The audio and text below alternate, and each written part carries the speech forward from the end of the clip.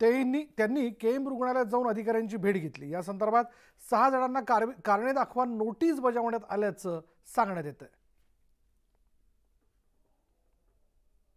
त्यामुळे मला असं वाटतं की हा आमचा केएमचा जो लोगो आहे ह्या सगळ्या गोष्टी हिणकस आणि इतक्या जुन्या हॉस्पिटलचं चारित्र्यावरती हाणं नाही। त्यामुळे याच्यावरती सोमवारी पीएल दाखल होते, कारण हे करणारे जे आहेत दगडूदादा सकपाळनी सांगितलं नुसतं इन्क्वायरी नाही, या अशा लोकांना घरीच बसवलं पाहिजे ज्यांना स्वतःची जबाबदारी कळत नाही, ज्यांना या हॉस्पिटलची महती कळत नाही, त्या लोकांवर कारवाई झाली पाहिजे। कुठल्या तरी अधिकाऱ्यांनी त्याच्या वैयक्तिक स्वार्थासाठी अख्खे रिपोर्ट हे रद्दीत विकले।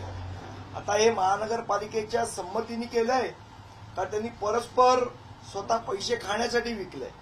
मला असं वाटतं याची चौकशी होणं आवश्यक आहे।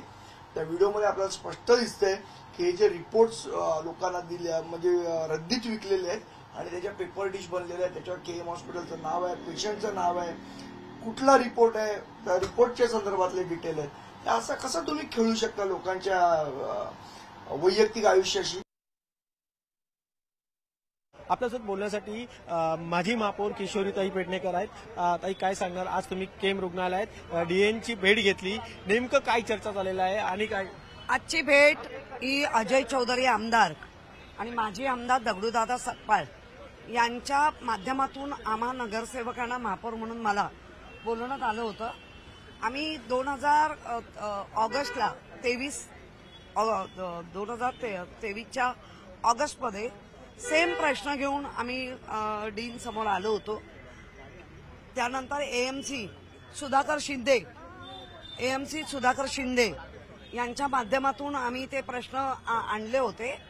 त्या प्रश्नाला या लोकांनी संपूर्ण सुधाकर शिंदे जे एएमसी आहे हे फक्त लोकांना सस्पेंड करा, शोकॉज द्या आणि तिथल्या असलेल्या कर्मचाऱ्यांना दबावाखाली ठेवतायत।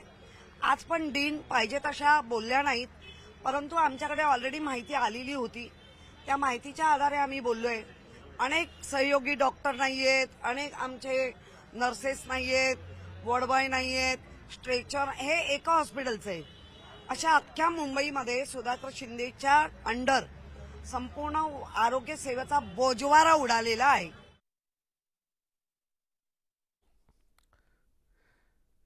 शिवसेना